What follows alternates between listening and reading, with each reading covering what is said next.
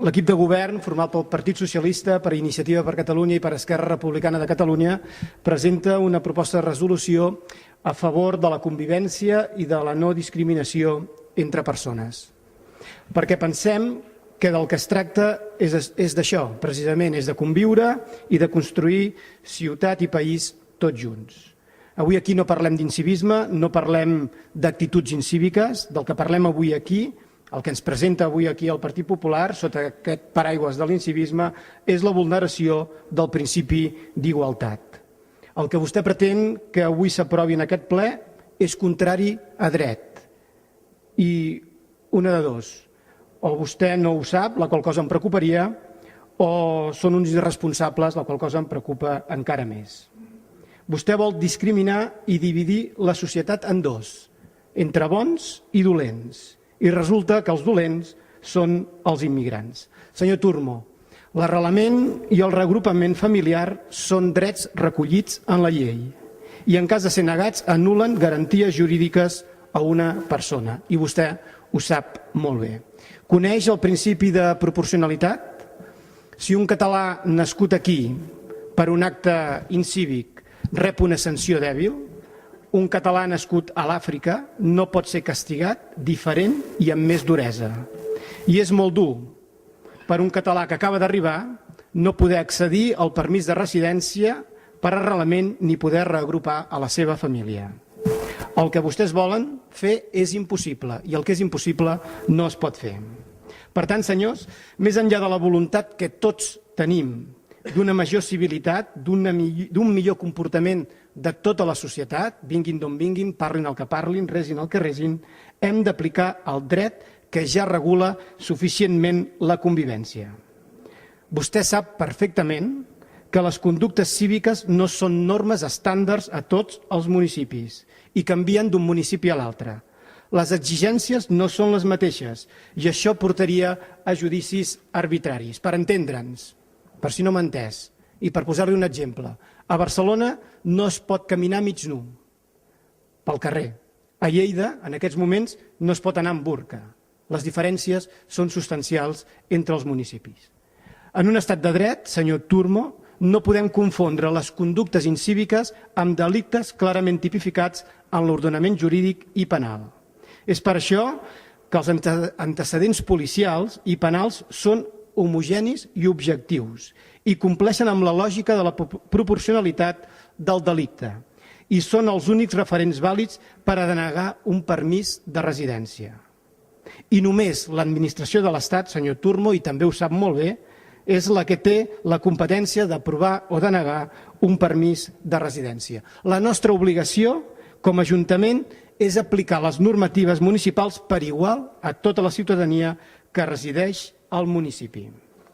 Afegir noves normes discriminatòries i discriminatòries conseqüències jurídiques per comportaments similars, l'únic que fem és dificultar la feina integradora i al mateix temps afavorim actituds i conductes xenòfobes i racistes presents en la nostra societat. I això és d'irresponsable. Miri, el Comitè Econòmic i Social Europeu, òrgan de la Unió Europea, considera que les polítiques restrictives tenen un impacte molt negatiu en els processos d'integració. Doncs senyalen els immigrants com a persones que no són ben rebudes i que no són acceptades.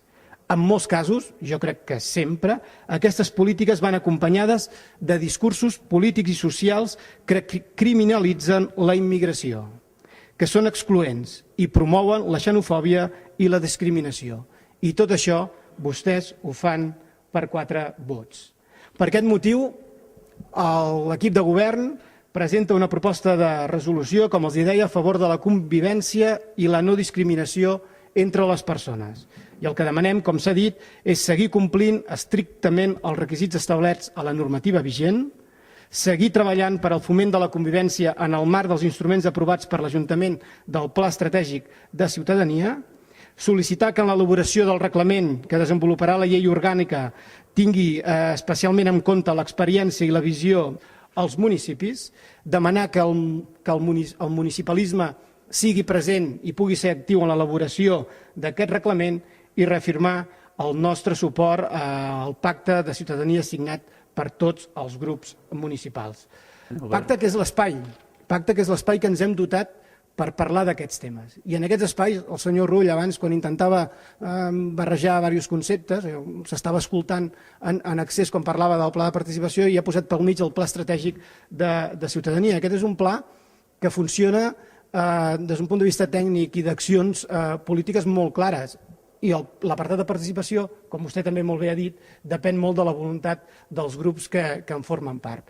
Un pla que tornem a posar-lo sobre la taula i el tornem a portar en aquest saló de plens, perquè és el moment, a 2 mesos o a 3 mesos vista de les eleccions, de que es posicionin clarament de si vostès segueixen estant a favor d'aquest instrument que ens hem dotat per seguir avançant i per seguir treballant per la convivència en aquesta ciutat. El que passa, senyor Turmo, és que a diferència del seu partit, el meu ve d'una tradició democràtica de més de 80 anys i permet les discrepàncies i les contradiccions. Segurament l'agenda política del seu partit, evidentment la marca el seu partit, però l'agenda política d'aquest govern la marca aquest govern. Miri, segurament no m'ha escoltat, jo li he parlat i li he explicat. Els antecedents policials i penals són homogenis i objectius, i això els aplica i és l'òrgan que és el que serveix per regular a partir de la subdelegació del govern la tramitació dels permisos. Les ordenances municipals són diferents a tots els municipis i el que vostè planteja d'una forma general no és possible. No m'allargaré gaire perquè sí que voldria en el torn final parlar de la construcció de la ciutat, que jo penso que això sí que és el que ens interessa a tots i que fins ara hem pogut anar fent, més enllà de les discrepàncies puntuals, hem pogut anar fent conjuntament. Senyora Salvador, el tema de les contradiccions del meu partit, miri, vostè ja fa uns quants anys que és regidora i que està també en un partit. Tots els partits polítics portem motxilles plenes de contradiccions, tots. I segurament les realitats d'aquests municipis on Esquerra Republicana, Convergència i Unió, el Partit Socialista hem votat aquestes propostes, segurament són també diferents i l'entorn pot a vegades fer prendre decisions pressionats per altres condicions. Però jo li feia la pregunta, vostè creu que aquests municipis en aquests moments conviuen millor? Més enllà de que s'hagi aprovat aquesta proposta de resolució a Badalona, a Salt, a Hospitalet, vostè creu que la convivència és millor ara en aquests municipis que fa 2 mesos? Vostè creu que això ha ajudat en alguna cosa? Ha sigut el joc polític, les pressions polítiques i l'electoralisme de tenir unes municipals d'aquí 3 mesos. Les paraules tenen un significat, que ho diu el diccionari, però també tenen una connotació, igual que les propostes de resolució. Escolti, vostè quan parla, senyor Turmo, a vegades tinc la sensació, ja l'he dit moltes vegades, que estem en un jutjat. I no, això és un ple, i és política. I vostè quan agafa l'ordenament jurídic i ens el recita aquí, això ho fa molt sovint, sap perfectament que al darrere hi ha, com li deia el senyor Labòria, hi ha el substrat polític. El que, disculpi'm, aquí és el ple més nombrós, almenys els últims 3 anys, i per diferents motius, però aquest és un dels motius. I el que estem discutint avui aquí té una translació a la societat que no és gens positiva. Sempre quan vostè no valori la positivitat a partir de tenir 300 o 400 vots més, que segurament això li pot anar molt bé, però pel futur de la ciutat i pel futur de la convivència no suma. I no suma aquí, ni sumaria, ni suma a Salt, ni suma a Badalona, ni suma a Hospitalet, que no parlarem perquè les realitats són molt diferents. A més, vostè, senyor Turmo, i em sap greu dir-ho, però és que li haig de dir, des que vostè és portaveu del seu grup, aquest tema ha agafat un protagonisme absolut. O sigui, parlem clar, amb vostè com a portaveu, el Pla Estratègic de Ciutadania, el Partit Popular no l'hagués aprovat. Entre altres coses, perquè si ho diu cada 2 per 3, no, nosaltres ens hi vam sumar, però, i sempre treu alguna cosa que no li agrada, quan no és la llengua, quan no és ara, sempre, o sigui, en el fons, el Pla Estratègic, vostès el van votar perquè, miri, perquè qui manava era un altre, no?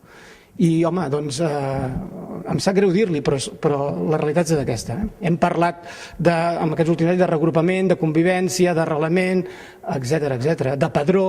Escolti, portem mig any que anem discutint d'immigració en el ple, que se'n pot parlar.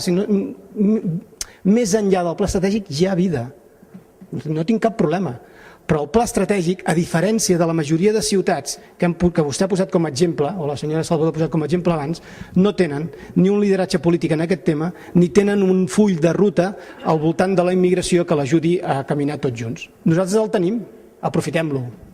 Bé, senyor Turmo, per fi s'ha desemmascarat i ha explicat perfectament el motiu de la seva proposta de resolució.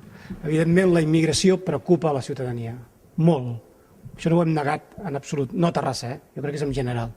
Una altra cosa és que aprofitem aquesta preocupació per guanyar vots, d'una forma irresponsable. I avui vostè ha començat com a advocat, com si estigués al jutjat, amb la toga posada, i ha acabat fent el discurs polític, sent el braç polític de Plataforma per Catalunya dins d'aquest Ajuntament. I això és molt arriscat. I això és molt arriscat i molt greu. Perquè en el fons, miri, si vostè guanyés 4 vots, què vol que li digui? Ja em sabria greu, però encara. Però és que vostè li està fent la campanya a algú altre que la cosa pot anar molt pitjor. Senyora Salvador, jo no la vull, perquè no es tracta ara, estem acabant el torn i no vull entrar-hi, no? Però en els acords, jo li valoro la seva voluntat de voler arribar a acords, però en els acords aquest Ajuntament ja hi va arribar en el seu moment. El Pla Estratègic de Ciutadania va ser la suma de tots els grups en un projecte de dibuixar, de conduir la ciutat. El senyor Labòria ho explicava. El Pla Estratègic de Ciutadania era portada a l'avantguàrdia. Bé, a l'avantguàrdia no, perquè no hi havia el senyor Duran, però era portada a qualsevol mitjà important de la ciutat. En canvi no, en aquest país segurament perquè ven més és més portada a Salt o Badalona que a Terrassa. Però el que vam construir aquí entre tots era molt important. Però en aquests moments ja no val. Sí, en aquests moments estem treballant. El que ens toca treballar, que és l'equip de govern, ja està treballant per la convivència d'aquesta ciutat. Però davant d'una proposta com la que se'ns presenta avui, el que es tracta és de mullar, és de decidir. Vostè ho ha dit, decidir. I les coses no són blanc i negre, ja ho sé, però a vegades a un li toca decidir. I això és el que ens tocava fer avui aquí. Vostès aquí han volgut sortir una mica allò pel centre com estadistes i s'han equivocat, perquè la situació, i amb l'última intervenció del senyor Turmo, jo crec que ha sigut molt clara. Jo espero, senyor Turmo, que la nostra proposta de resolució la votarà afirmativament, perquè evidentment a partir del seu anàlisi no hi pot estar en contra. Miri, ja els he dit abans, només pensin una cosa, si avui s'hagués aprovat aquesta proposta, què hauríem millorat del dia a dia de la nostra ciutat? Les ciutats que han aprovat alguna cosa semblant han millorat o han empitjorat la seva convivència i el seu projecte de ciutat. La nostra proposta, senyor Turmo, la nostra proposta defensa Terrassa com a ciutat, Catalunya com a país, som un sol poble. Un poble format per totes les persones que hi vivim i que hi treballem i intentem treballar per tirar endavant, independentment de la nostra procedència geogràfica, i ja és prou complicat i no fa falta posar-hi més pals a les rodes. Les persones que han immigrat en la darrera dècada no se n'aniran, com no s'han anat uns altres immigrants que són els avis i les àvies de molts de nosaltres. Uns i altres van marxar del lloc d'origen per motius similars i en els dos casos els seus fills i nets hem nascut aquí i Terrassa és la nostra ciutat i Catalunya és el nostre país. Així va ser i així és. Som els que som i quan abans deixem de recriminar-nos entre nosaltres i ens concentrem a tirar plegats endavant, millor que millor. I el debat que avui hem tingut no aporta res a l'objectiu principal, que és viure i conviure i tirar endavant junts com a societat. Com els deia, podem parlar d'immigració quan faci falta. Més enllà del pla estratègic hi ha vida, però el rum-rum que hi ha al carrer no és aprofitable electoralment pels que treballem per construir ciutat, que jo pensava que aquí ho érem tots. Moltes gràcies.